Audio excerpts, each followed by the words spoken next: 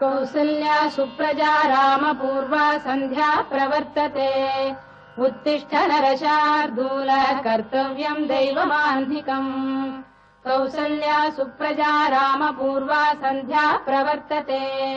उत्तिष्ठ नरशार्दूल कर्तव्यम् दैवमाह्निकम् उत्तिष्ठोत्तिष्ठ गोविन्द उत्तिष्ठ गरुडध्वज उत्तिष्ठ कमलाकान्ता त्रैलोक्यम् मङ्गलम् कुरु उत्तिष्ठोत्तिष्ठ गोविन्द उत्तिष्ठ गरुडध्वज उत्तिष्ठ कमलाकान्ता त्रैलोक्यम् मङ्गलम् कुरु मातः समस्त जगताम् मधुकैटभारेः वक्षो विहारिणि मनोहर दिव्यमूर्ते श्रीस्वामिनि श्रुत जनप्रियदानशीले श्रीवेङ्कटेश दयिते तव सुप्रभातम् मातः समस्त जगताम् मधुकैटभारेः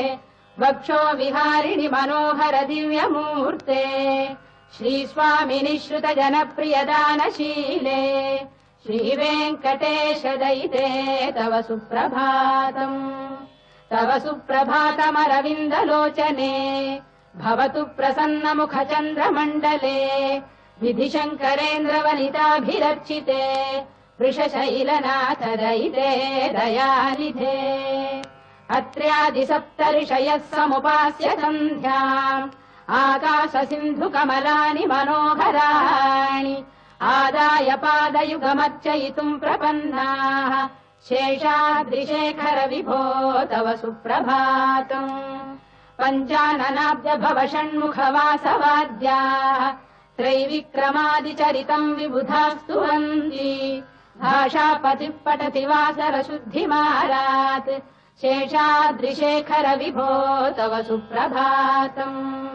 ईषत्प्रफुल्ल सरसीरुहनारिकेलपूगद्रुमादिसुमनोहर पालिकानाम् आवाति मन्दमनिलः सह दिव्यगन्धैः शेषाद्रिशेखर विभो तव सुप्रभातम् उन्मील्य नेत्रयुगमुत्तम पञ्जरस्थाः पात्रावशिष्ट कदलीफलपायसानि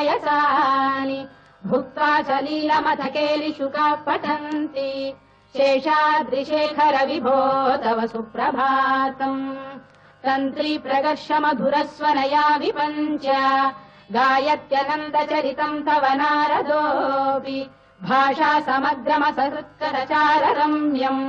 शेषाद्रिशेखर विभो तव सुप्रभातम् भृङ्गावळी च मकरन्दरसानुविद्ध झङ्कारगीतनिनदैः सह सेवनाय वीर्यात्युपान्त सरसी कमलोदरेभ्यः शेषाद्रिशेखर विभो तव सुप्रभातम् योषा गणेन वरदध्नि विमथ्यमाने घोषालयेषु दधिमन्थन तीव्र घोषाः रोषात् कलिम् विदधते ककुभश्च कुम्भाः शेषाद्रिशेखर विभो तव सुप्रभातम्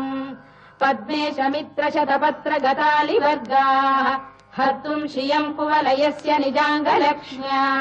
भेरी निनादमिव बिभ्रति तीव्रनादम् शेषाद्रिशेखर विभो तव सुप्रभातम् श्रीमन्नभीष्टवरदाखिल लोकबन्धो श्री श्रीनिवास जगदेक दयैक सिन्धो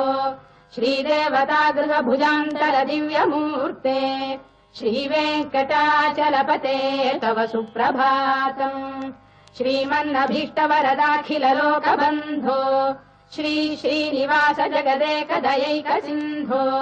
श्रीदेवतागृह भुजान्तर दिव्यमूर्ते श्रीवेङ्कटाचलपते तव सुप्रभातम् श्रीस्वामि पुष्करिणिकाप्लव निर्मलाङ्गाः श्रेयोर्धिनो हर विरिञ्च सनन्दनाद्याः द्वारे वसन्ति वरवेत्र हतोत्तमाङ्गाः श्रीवेङ्कटाचलपते तव सुप्रभातम्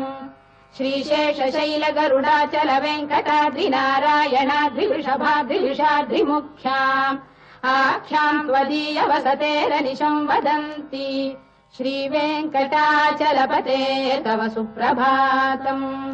सेवापरा शिव सुरेश कृशानुधर्म रक्षोऽम्बुनाथ पवमान धनाधिनाथाः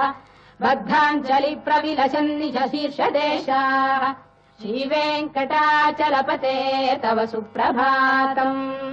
घाटीषु देविह गराज मृगाधिराज नागाधिराज गजराज हयाधिराजाः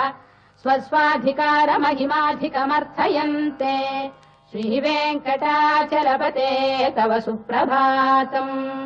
सूर्येन्दुभौम बुधवाक्पदिकाव्यसौरिस्वर्भानुकेतुदिविषत्परिषत्प्रधानाः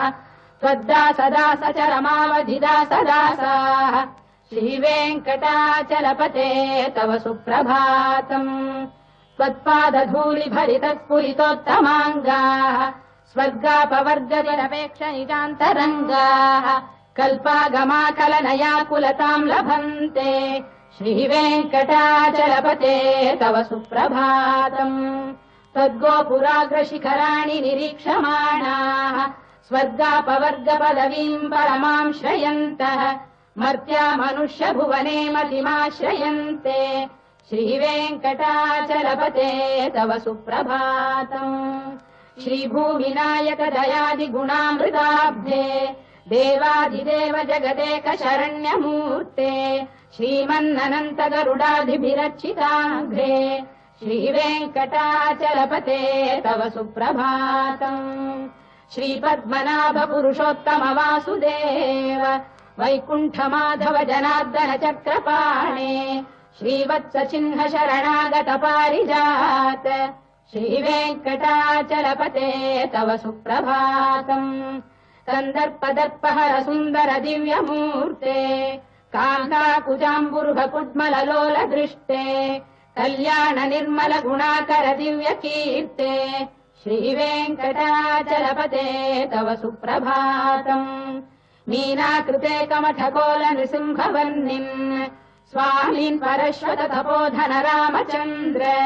शेषांश रामयदुनन्दन कल्किरूप श्रीवेङ्कटाचलपते तव सुप्रभातम् लेलालवङ्ग घनसार सुगन्धितीर्थम् दिव्यम् वियस्सरिति हेम घटेषु पूर्णम् धृत्वाद्य वैदिक शिखामणयः प्रहृष्टाः तिष्ठन्ति वेङ्कटपते तव सुप्रभातम् भास्वानुदेति विगचानि सरोरुहाणि सम्पूरयन्ति निनदैकगुभो विहङ्गाः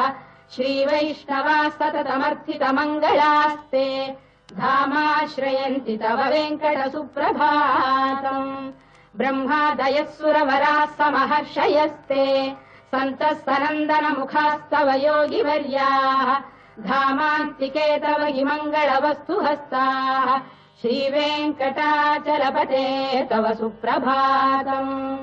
लक्ष्मीनिवास निरवद्य गुणैक सिन्धो संसार सागर समुत्तरणैकसेतो वेदान्त वेद्य निज वैभव भक्त भोग्य श्रीवेङ्कटाचलपते तव सुप्रभातम् लक्ष्मीनिवास निरवद्य गुणैक सिन्धो संसार सागर समुत्तरणैकसेतो वेदान्त वेद्य निज वैभव भक्त भोग्य